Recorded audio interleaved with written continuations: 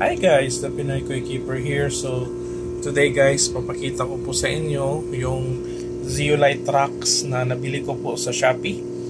Basically guys, ito po yung ginagamit ko, not the powder form. Difference kasi nito guys is yung powder form is once mo lang gamitin, but ito po yung mga zeolite rocks guys is pwede nyo pong i-recharge after 1 month use. No, usually 3 weeks to 1 month use. Na pag na-saturate na po yung if saturated na po ng ammonia yung rocks, pwede nyo po siyang ibabad sa asin, tubig with asin, and then ibilad po sa araw for 24 hours, and then recharge na po siya, and then pwede na po ulit gamitin. So kaya po mas recommended ko po itong mga rocks kasi cheaper din po sila, and then you can just reuse it and recharge, reuse, recharge, use parang ganyan.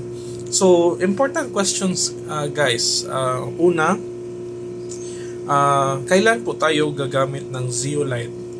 Okay, so a very good question. Gumagamit po tayo ng zeolite guys sa mga bagong fish pond, mga bagong aquarium, yung mga hindi pa po nag-thrive yung mga beneficial bacteria, tapos nilagyan nyo na po ng maraming isda. Usually po nangyayari ito sa mga pet shop, lalo na pag may mga bagong isdang dumating, then need po talagang ilagay sa isang need po talagang maglagay ng maraming isda sa isang tank or sa isang pond. Pwede nyo po itong gamitin kasi this will consume the ammonia by absorbing it.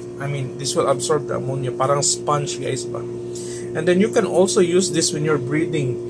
Kasi yung breeding pond guys, usually yung mga breeders hindi po kasi talaga nagsa-cycle ng breeding pond. So if hindi po cycle yung breeding pond ninyo, you can also use this to get rid of the ammonia para safe lang po yung mga fry ninyo.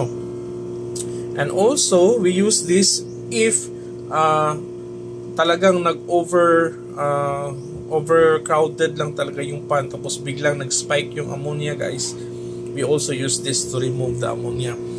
But basically, mas advisable pa rin guys na yung beneficial bacteria po talaga yung i-develop ninyo para mag-remove sa ammonia. Kasi guys, this is just a temporary solution. At maganda talaga din yung beneficial bacteria kasi this can only remove ammonia.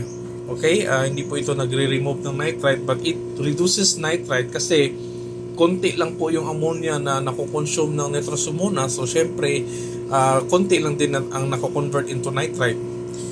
But as I mentioned earlier, mas better pa rin po talaga na yung beneficial bacteria talaga yung i-focus natin na i-grow sa ating fish pond. This is only a temporary solution, lalo na pag mataas yung mataas yung ammonia, and then kahit po may beneficial bacteria na yung chamber but not enough kasi siguro marami kayong nilagay na isda or ilang beses kayo napakain sa isang araw at nag-spike yung ammonia, then you use this.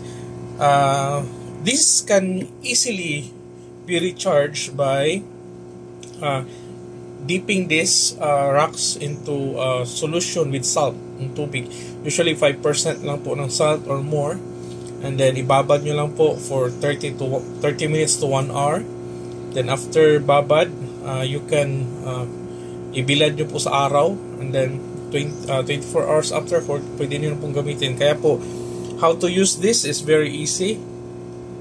Ilagay nyo lang po sa fishnet, and then para madali pong ma-maintain. Kasi pag nasa fishnet, madali nyo lang pong kunin at saka i-recharge. And then pwede nyo pong ipasok sa filter chamber ninyo or ilagay mismo dun sa fish pond ninyo. This will really help absorb the ammonia. Okay, kaya lang po make sure na alam nyo po kung ano yung ginagawa ninyo guys, kasi pag ito yung gagamitin natin na regular na pang-remove ng ammonia, syempre yung nitrosomonas is magkakaroon ng kompetensya when it comes to breaking down of ammonia.